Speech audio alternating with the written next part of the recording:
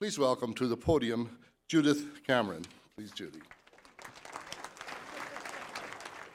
All right, so what we're going to talk about today is, what I literally have devoted pretty much most of my life to talking about. It's that whole recruitment, selection, how do we get volunteers into the organizations where we desperately need them.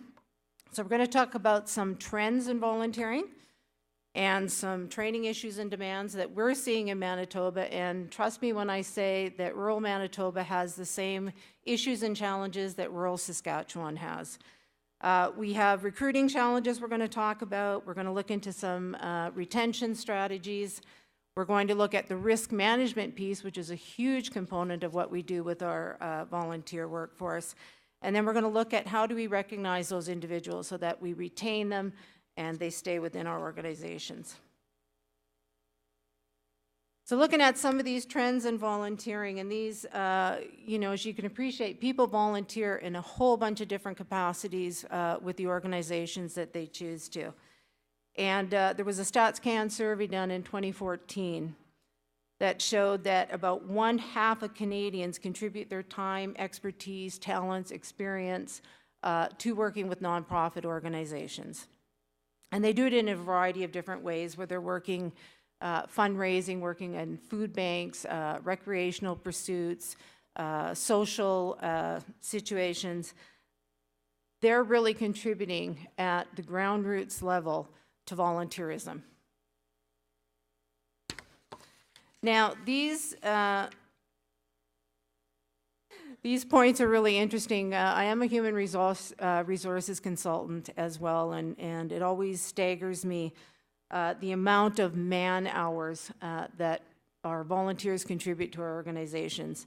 So we have 13.3 million people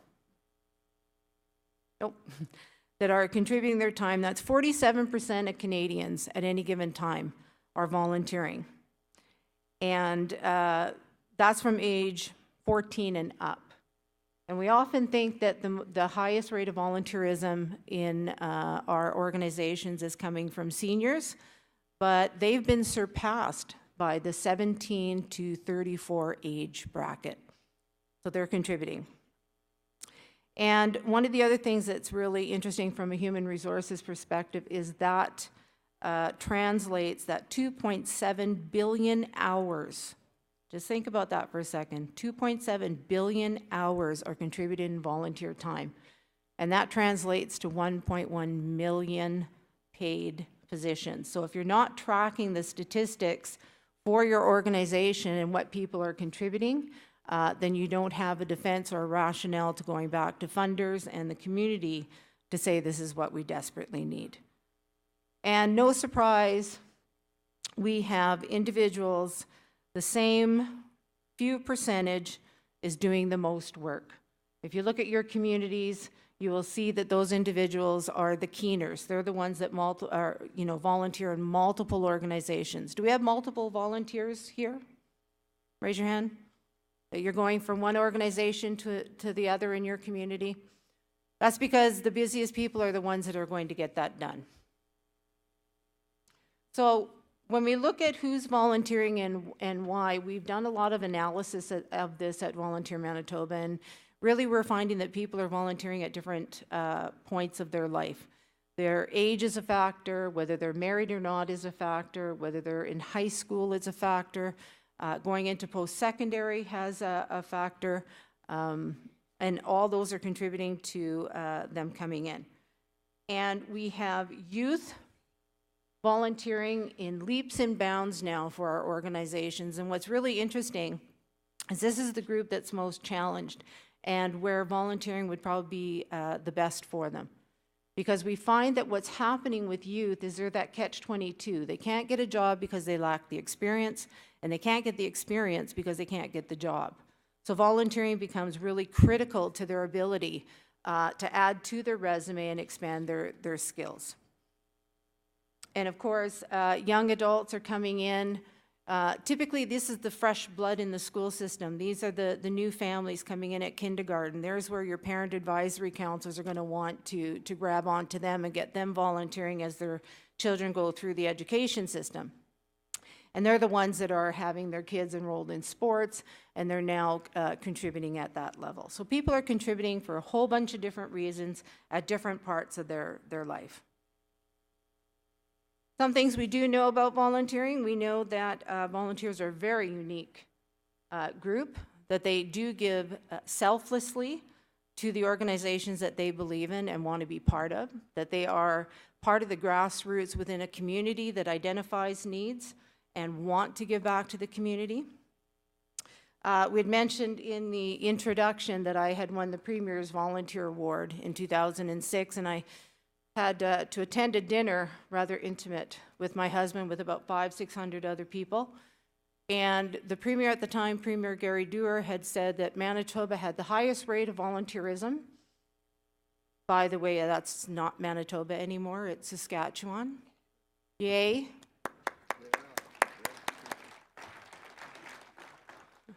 My first thought was, being a military family, we had moved to the right province. And then my second thought was, wait a minute, that means that the majority of initiatives and organizations that are created on the backs of volunteers in the community. And that not necessarily it's because the government has identified those areas. It's people like you and I in our community finding out what we have to do. Some of the training issues and demands that we're seeing with Volunteer Manitoba, and I would venture that they're the same across every province in Canada. We have 3 streams that we offer as professional development and training for volunteer nonprofit organizations. We do the governance piece, which is everything from strategic planning to governance methods to looking at leadership, empowerment, and all those wonderful things from a governance standpoint, roles and responsibility of the board, what's your authority. We also have an operational stream where we literally look at how you are doing the things that you need to do. How are you running your meetings? How do you take minutes? Do you follow Robert's Rules of Order? Constitutions, those are wonderful things, and if you're a constitution geek like I am, we can talk for about 4 or 5 hours after the session. And we also talk about the volunteer management piece, which is how do we get those volunteers into our organization? How do we attract them? How do we retain them? And while they're there, how do we look at the management piece? How do we minimize our risk, decrease our liability, and still be able to continue with the programs and services that we need to provide for them? A fourth stream that's just developing now is the human resource function, because as much as we are nonprofit organizations with volunteers, we're finding that there is the HR component when it comes to our paid staff. So that's another stream that I'm just developing now. This is a sample of just some of the workshops that we deliver. And I tend to be very busy. I've probably traveled on every major highway and small route within Manitoba. Thank God this winter the weather has cooperated, but I'm always on the road and I'm always in communities delivering these training sessions. Now we're going to talk about some recruitment strategies.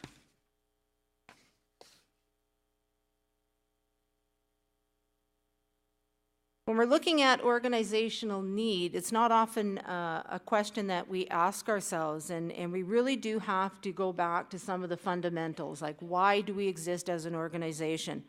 What is our mission? What are our vision and value statements? Mission statement says why we exist. Your vision statement is where you want to be in the future, and your value statements tell about the things that you believe in and value as an organization.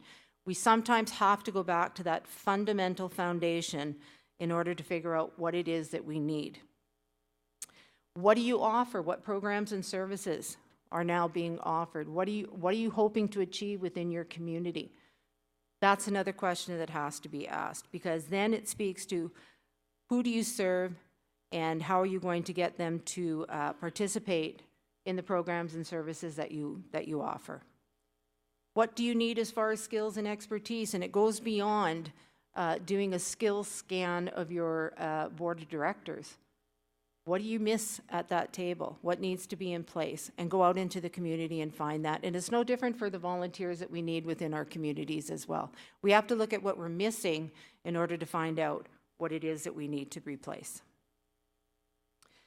Another part of identifying your needs is to look at finding that right volunteer. And I had a chat at the back of the room with a gentleman, one of the award winners up here, ironically, and he had said, we don't have a problem getting people in the door, we just don't know what to do with them. And they don't want to do what we want them to do. And then they stand around and nothing gets done. He said, that's our problem. And the reality is we can't always find the right fit for what we're trying to do based on who we have to access. So the other part is, what policies and processes do you have in place? If you have volunteers as a major component of what you do within your organization, then we have to look at how are we managing those individuals. There are risks involved, and we have to identify those risks, and as I said earlier, minimize some of the liabilities that we face being nonprofit organizations. So you have to have policies in place. Your policy is your protection. It says what you can do, and then the process that accompanies that policy tells you how you can do it. And it's defendable when people start asking, why did you make this decision, or why did you go in this direction? Obviously, there's a cost to this. It's not unusual for small organizations to have an individual who's tasked with working with all those volunteers and making sure that those programs are running and in place, but they're not oftentimes paid to do that position.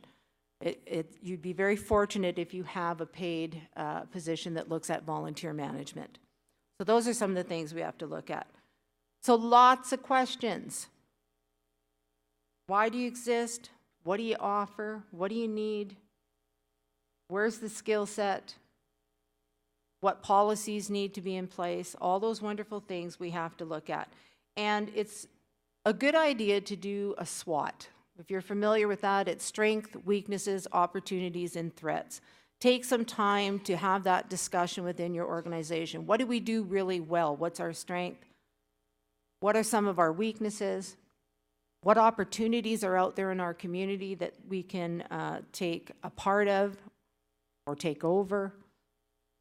And then looking at any threats to what it is that you're trying to do.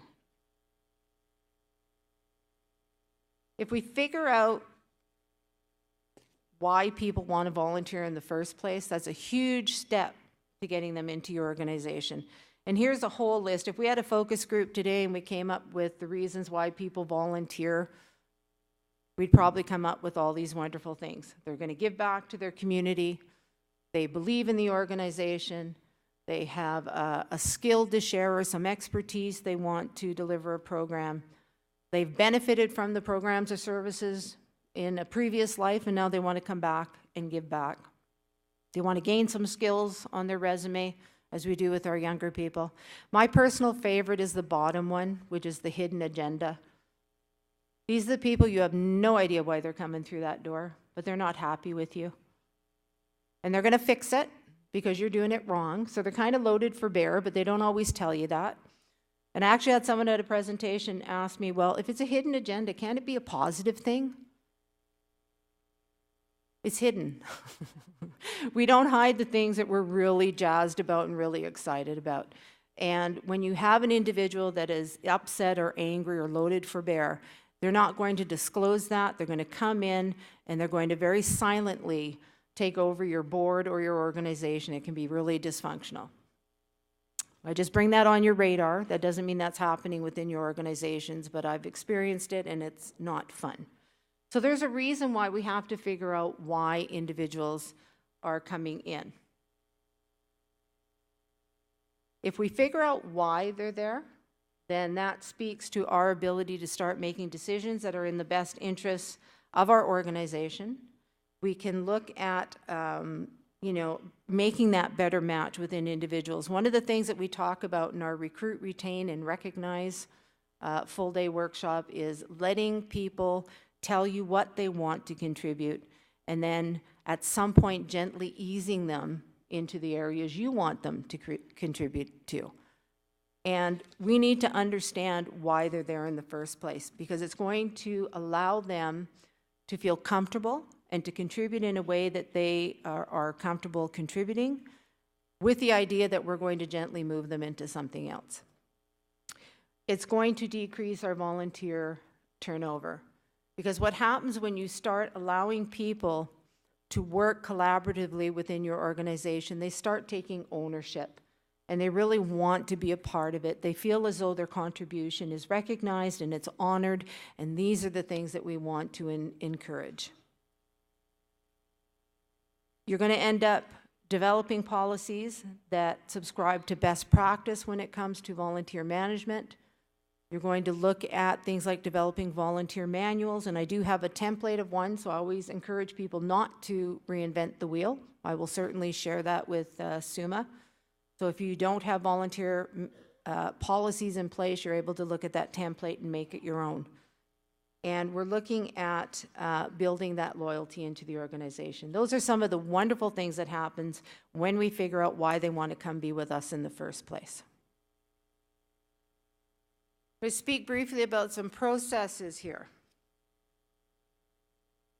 When we talk about volunteer management, we have a 3-day, full-day seminar, training workshop on 3 different levels of volunteer management. So that's 6 full days. So this isn't something that we just say, you know, manage your volunteers to the best of your ability. We really try to give our organizations the tools and the tips in order to do that. And part of this is this basic process. So there's the recruitment piece, literally looking at what it is that you need as an organization, and then defining what your recruitment and selection process is going to be. Some are very simplistic. We take any living, breathing person that comes through that door. And we have board directors that sometimes we have to hold a mirror under their nose. If it fogs up, we know they're living and breathing. That's at its most simplistic form. We literally just need the bodies. And when we get a little bit more complex, we're developing layers of protection for the organization. So now it's a matter of coming in, meeting someone, having an interview, bringing in your resume, doing an application form. Those are all a little bit more complex to what we're doing. And as an HR professional, I always look at what are the checks and balances. What is it that I have to do to ensure protection for my organization? We had a situation a few years back in Winnipeg, the Winnipeg Regional Health Authority. They had a male nurse being employed for 6-7 years, I believe, and he was sitting around the staff room going, you know, yeah, that entrance exam for nurses, that's pretty intense. I wish I had done it. They didn't do their checks and balances. They didn't check the references. They didn't check the nurses registry. And here's someone who was acting in that capacity for that organization that should not have been there. That's what the risk management piece of what we're doing is important. We also look at how we screen individuals. So what are our deal breakers? We've had someone say, well, a deal breaker for us would be, you know, anything that comes back on a criminal records check. Well, if they got a DUI from 10 years ago, that's a deal breaker. And I always counter with, you do have some ability to process that and see whether it truly is a factor and whether you utilize that individual or not. If they're not driving for you, if they don't have to use a driver's license or a vehicle, is that really a factor in risk for you? And of course, there are other deal breakers. Anyone that has a hit on the vulnerable persons registry, anyone that has a hit on the child abuse registry, those are things that we absolutely have to take into consideration for an organization. Down to orientation. What are we doing with them once we get them? We have to give them an overview of our organization. We have to look at it from the standpoint of what do you need to know in order to hit the ground running. We want you to be able to start working in the organization with the understanding of where we've been, where we are right now, and where we hope to go. Because when you start giving that type of an orientation to your volunteers, they truly become invested in what you're trying to do. And then the whole recognition piece, it taps into retention. If I want to recognize you, I want to do it in a way that you're going to feel appreciated, that we do honor and recognize your worth to the organization. And again, that can be very simplistic or complex as well. And the risk management piece I've spoken about. But this is all part of what we're doing in this process. Retention strategies. How do we keep them there once we get them? Because it's one thing to get them through the door. We don't want them turning around and leaving. We want them to come in, enhance their skills, share their expertise with us, but we want to retain them. That's critically important. So now we're looking at matching skills to tasks. What is it that we need? That's the first question that was on that nice big long list of questions for you. What are we lacking? Do we need someone with a proposal writing background? Oops. Do we need someone that has some financial background because we want them to take on the treasurer's role? Do we need someone who's really good with kids that can help us develop a program or service we're going to offer? Those are types of the questions that we're going to be having to ask as an organization. Volunteers don't always they're not always sure what they want to contribute. They don't know how they're going to fit into the grand scheme of things. They just know that they want to be there. Our job is to fine-tune the process enough for them so that we can help them identify where they want to contribute, because we need them to contribute. They want it to be something that really lends support. They don't want to be the grunt workers all the time. Don't put someone who really likes to be out front and on a stage and talking to people and schmoozing. Don't put them in a back room. You'll kill them. And conversely, please don't put someone who's shy and reticent up in a situation like this, because they'll faint on you. So you have to look at what they want to contribute in the way they want to contribute.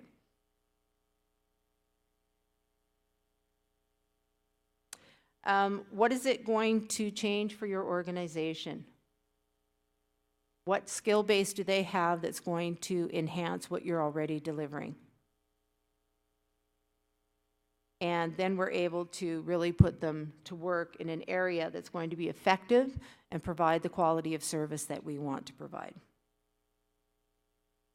When we look at the managing our volunteers piece, policies and procedures, they should be there. Those are your foundation documents. Anytime you do something, there should be a corresponding policy.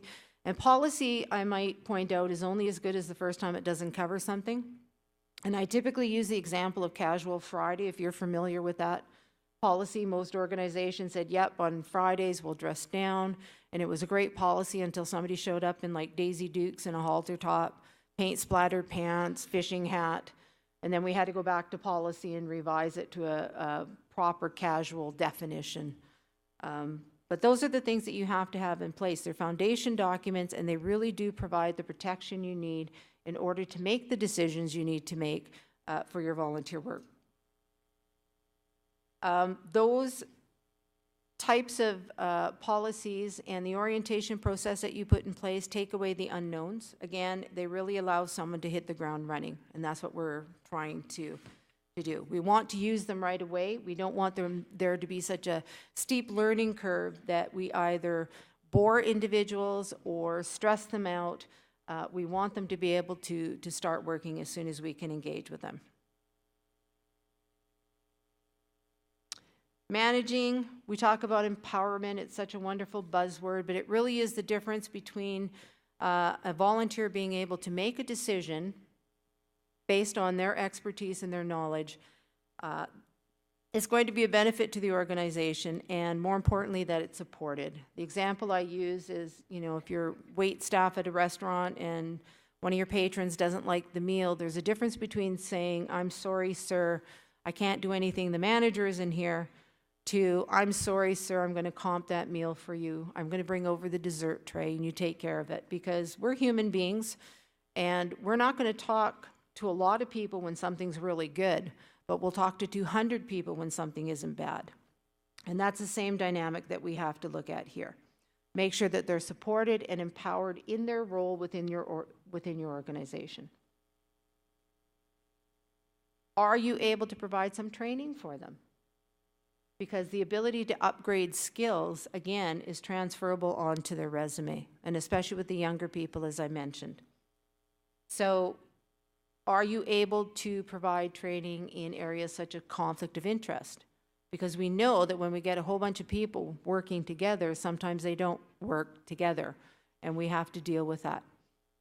Are we looking at team building? Are we looking at positive thinking, problem solving, all those wonderful things? And if you have the capacity and the ability to offer that type of professional development for your volunteers, I really strongly suggest that you do so. 7 deadly sins. Is everybody counting to make sure there's actually 7 there? Taking advantage of someone's ability to say no. My husband insists that's how we got married. And he's partly true, because I'm one of those volunteers that if someone says, you know, I need 48 dozen cupcakes for our sale tomorrow, you will see me in the kitchen till 4 o'clock in the morning doing it, because I can't say no. Unrealistic expectations. I've had situations where a volunteer has been put in a room and said, there's 22 boxes of files. By the end of the day, could you make sure those are all properly sorted out? It's unrealistic. It really frustrates the volunteer, and they don't want to come back. Guilt tripping. That only works with my kids sometimes, not always. But it's not an effective tool if you're trying to motivate a volunteer, or anyone for that matter. It doesn't work, and it really makes people second guess whether or not they want to be associated with your organization in the first place, if that's a dynamic. If there's no supports in place, that's another one. We always should have a volunteer reporting to someone else. They should always have some idea of the scope of the job that it is that they're going to be doing for you. They should have a job description in a lot of cases as to how they're going to interact with the organization. Communication lines. As I mentioned, we're a military family. Trust me, a private does not go to the Brigadier General and say he's got an issue.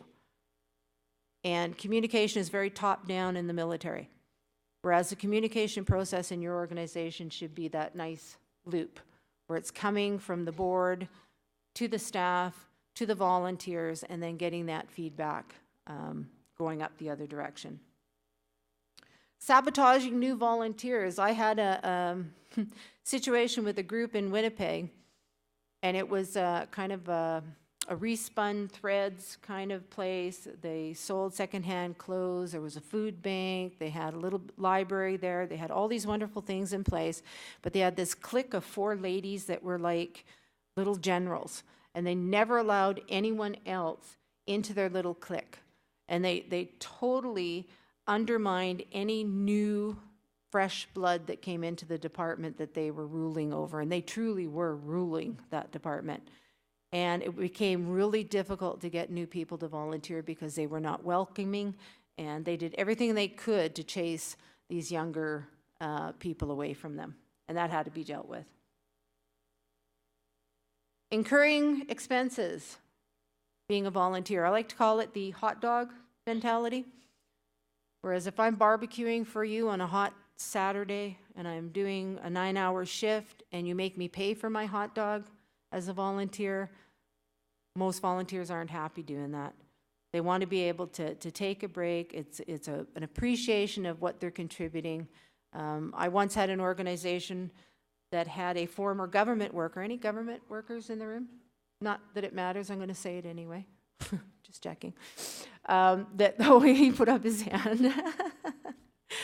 That literally this lady could not wrap her head around the fact that they had muffins and coffee at a board meeting. And that money could go into the organization, and she just didn't understand that, you know, part of a perk of being a volunteer, if you will, a little benefit, a little token of appreciation are some of those niceties that we do.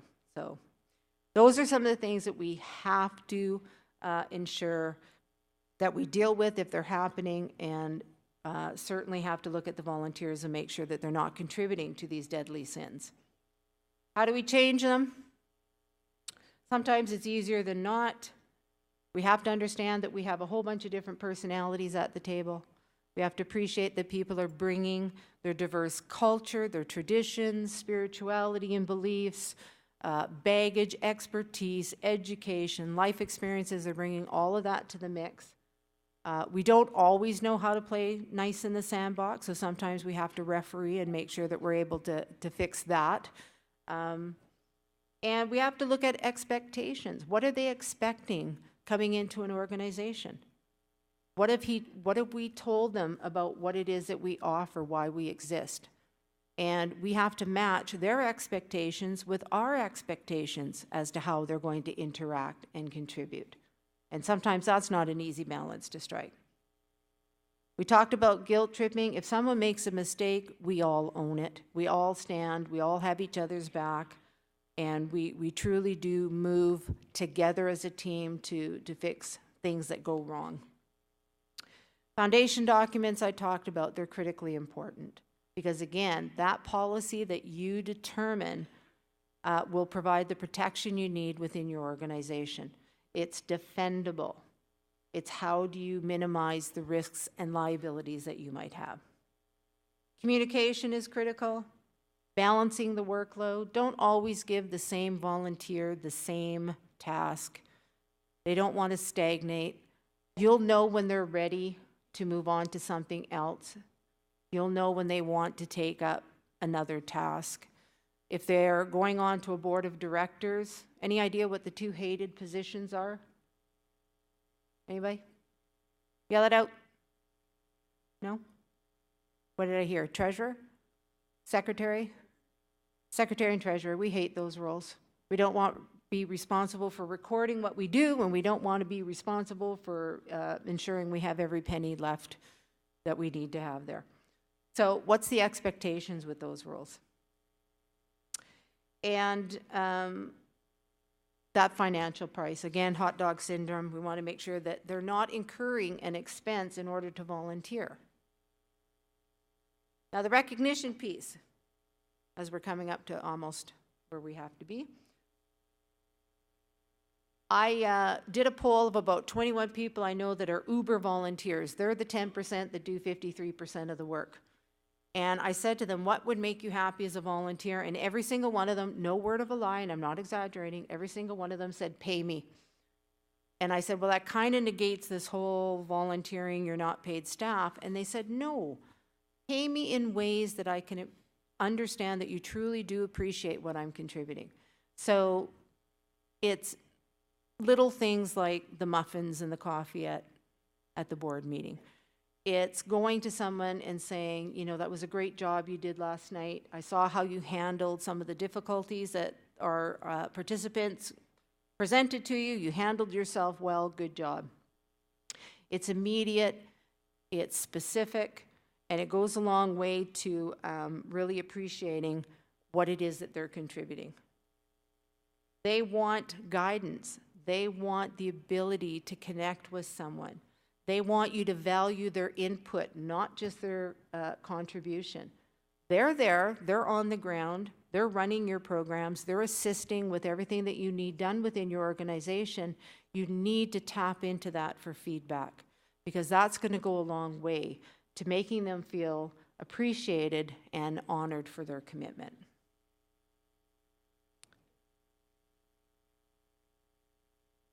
When we get the recognition piece, we truly are looking at the strengths and contributions that people are bringing.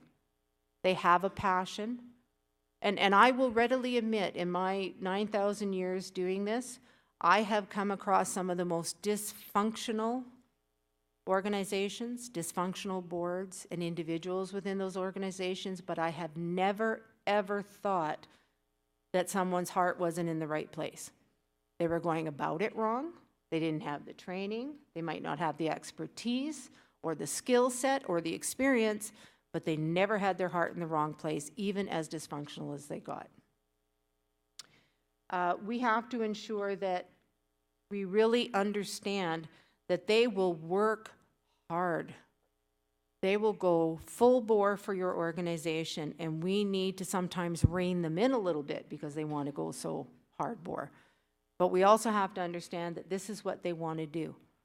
This is where they want to be in contributing with your organization. The social piece, the social engagement piece is an interesting one. From a human resources perspective, there was a recent study that was done. 85% of people go to work, not necessarily for the paycheck, but because of the social interactions. They know they're going to work with Joe on that shift, or Sally's going to be working right beside them. And that's huge. And that's also a big factor when it comes to our volunteers, that the social piece, how they engage with the organization, how they work together with each other is critically important. And they will become the champions for your organization. They're your best ambassadors. Far be it for us to ensure that they need to have their contribution recognized and appreciated. And celebrate. Look at some of the things that you can do, and I've heard so many wonderful examples of organizations that celebrate what it is that we're talking about.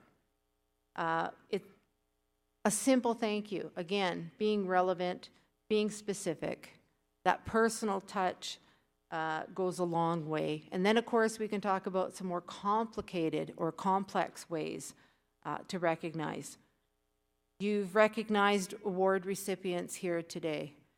We look at things like awards dinners, volunteer appreciation nights, and we know that those sometimes come with a price tag, and they take a lot of time, energy to organize, but they're important because it makes people feel good about what they're contributing to your organization. So there can be some really low-cost ways to appreciate their contribution, and obviously some really expensive ones. In looking at the overview of what we're doing, we have volunteers. There are people in our communities that really want to make that connection to what we're doing. They want to be able to contribute, and we just have to find a way not only to bring them into our organization, but appreciate what it is that they're going to bring in. And we have to look at some of the policies in place that's going to minimize our risk in order to do that. And one of the examples I like to give is if you've got a rickety set of stairs, and here's your risk, and here's your liability. So you smack a sign on the stairs that says, watch your step. You decrease it a little bit, but we know that people are stupid, and they're going to climb those stairs anyway, so now you put a sticky tape across it, a barrier that says do not cross, and you're minimizing your risk and minimizing your liability, but we know people are stupid, and they're going to go across that tape. So then you barricade the whole thing, and now you've minimized everything a little bit more. But we know that people don't like things barricaded with tarps and blankets, and they want to see what's behind it. So you're still minimizing, but in the end, you're still not going to be 100% risk-free or liable-free. And that's really what your policy is going to provide for you. Some kind of protection in order for us to move ahead with the programs and services that we want to deliver. We have to know what our volunteers want to contribute and why. It may be very, very personal to them, that they strongly believe in what you are set up to do, and they want to contribute. And that is only going to enhance your programs and services in order to do that. And then how do we keep them? We respect them. We listen to them. We don't abuse them. They're not our workhorses. They're not indispensable. These are people that are truly committed to what we stand for, and we have to look at a way to recognize them so that they want to stay with us. In looking at our volunteers, and again, I've said this many, many, many times, respect, nurture, honor, support them in their role, give them the training and the tools they need in order to do the job that you want them to do, and ensure that we look at the programs and services that we have and understand that they truly do become owned by the greater community, because the community is looking in at what you do and how you do it. And the volunteers are coming from the community, and they want to be a part of something that's effective and efficient and fair and accountable and transparent, all those wonderful buzzwords that we need to have apply to our organizations. Our volunteers are our backbone. As I said before, anything that needs to be done at a community level, the community understands that that need is there, and they are more than willing to step up to the tune of 2.7 billion man-hours a year in communities across Canada, in every single province. And again, Saskatchewan taking the lead from Manitoba. I'm not going to begrudge you that one. It's truly an honor to the commitment that your volunteers have. That at 47% is your volunteer rate, and that's the highest in Canada. So congratulations.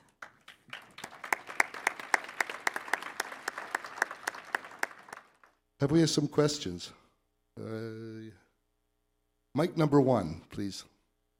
Can you just introduce yourself? And Yes, sir. My name is Gwen Johnner from Indian Head, and although I appreciate the things that you've shared today about volunteerism and so on, I am feeling a little lost in that I had hoped with this amount of people that we'd have some more kind of hands-on what works for you. How do we fill that void? I understand all the rhetoric that we've gone through, but I really would appreciate knowing some kind of hands-on, when I go back to my community, how do I engage youth? How do I engage seniors? And I'm sure in this room there are some fabulous success stories, which I'd really welcome and like to hear. Thank you. Yeah, that's an excellent question. It's one thing to give you an overview, but it's another to look at some specifics. One of the things that we talk to groups about is the personal touch. So if you look around your organization, 5, 10 people that are there, they know other people. So it's identifying what it is that you need and then looking strategically within your community and approaching individuals. So if you need someone with an accounting background, then you go into the community with someone with that background and ask whether or not they're going to be willing or able to commit. People know other people. When you talk about engaging specific groups within your community, then we're looking at things like newsletters that go into the seniors' home. Target Manitoba Seniors Resource Center, which is the main organization in Manitoba. You have an equivalency in Saskatchewan.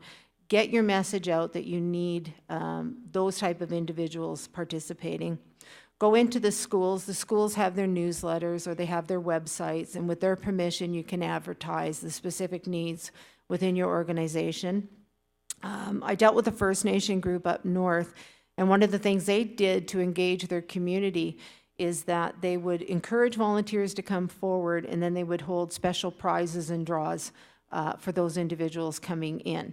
But they had to volunteer. They had to have a minimum time requirement for their volunteering in order to be eligible for the draw, or they brought them in the door specifically with hot lunches and that social piece. So each organization is very unique, and you're going to find that, if you're able to network over the remainder of this conference with some of the other groups that are able to get those volunteers in, that you'll come up with some good strategies. But the personal touch is excellent, and then identifying your needs and going after those specific needs, and talk about how you're going to advertise what it is you need within your community and where. Where is it going to get to those individuals? So school newsletters, senior centers, all those wonderful things. mic number 1. John Leeson, Mayor of Wahlberg. I just want to add a rider onto what you've just said. That is, I find that the personal touch is the only way of getting to it, but I have to go to on a personal level, and that is, we always need people for everything.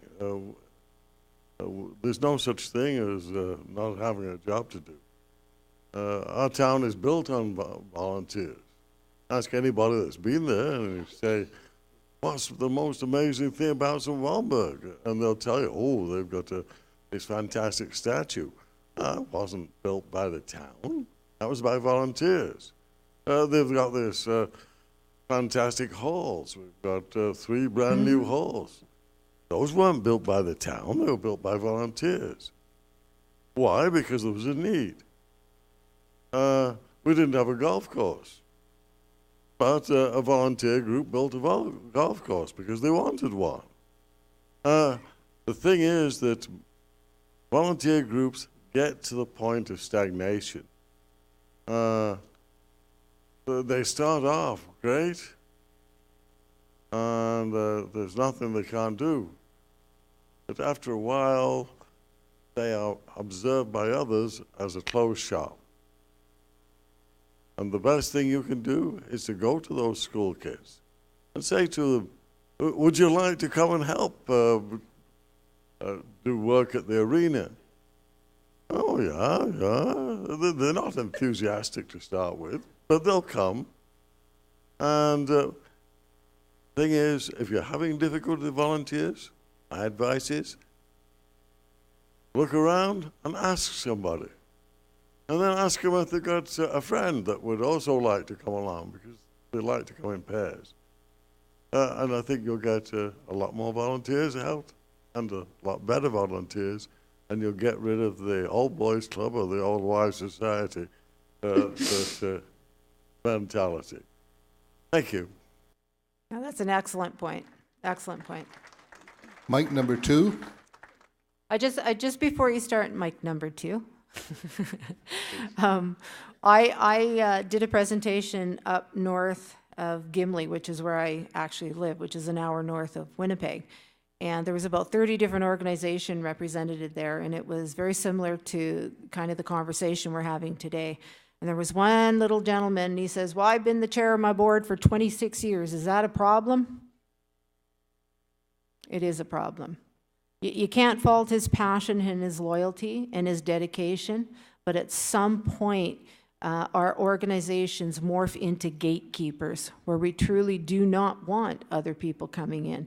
And if we're perceived as being cliquish or closed off to the general community, then we're not going to get the volunteers. So, you know, that old man, old woman scenario where somebody brings up something and then they say, yeah, no, we did that 20 years ago and it didn't work. We have to turn that around so that we can look at ways to embrace that fresh perspective. And the personal touch, I agree 100% with you, goes a long way to getting those people past those sometimes barriers that we put up ourselves. That was a very good point. Mic number 2. Hi, Bev Hardy from the town of Nacum, counselor. I also work at the school. In our school, grade 10, 11, 12s have to do so many volunteer hours as part of their curriculum. Yes. So that does help with getting the youth starting to volunteer. So if you do have problems, that's where you could go to the school and ask them, you know, if there's students looking for volunteer hours, are they interested in coming and helping out with certain events? Great point. We have that in Manitoba as well. Community credit, they have to have, I think, 120 hours and 140 in a different program. And they literally come in, so you partner with the schools, and they identify which students that are interested in your particular organization and what it is that you do. And then those, the bonus to having those students come in is that we build in their monitoring with the school. So we sign off on the hours, but we also give critiques as to the quality of the work that they engaged with. And we give them pointers, and then that allows them to work on those community credits. It's a high school credit, and that can go on to their resume as well. Plus, we all know that when you volunteer someplace, if paid positions do open up at some point, that the opportunity tends to go to a volunteer who's already in place, because now we don't have to do the orientation, we don't have to do the training, so they're already there. But that community credit program is really beneficial for the kids going into it, but for the organizations that they're going to be working on.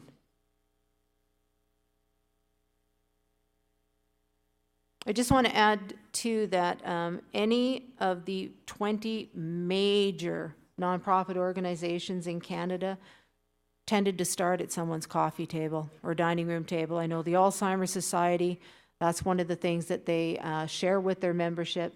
is that we literally started the Alzheimer's Society of Canada at someone's dining room table. We were a group of caregivers dealing with Alzheimer's patients and identified a need that was glaringly missing within our community, and that expanded into the entire country. Thank you so much, Judith, for your presentation. It was very inspiring.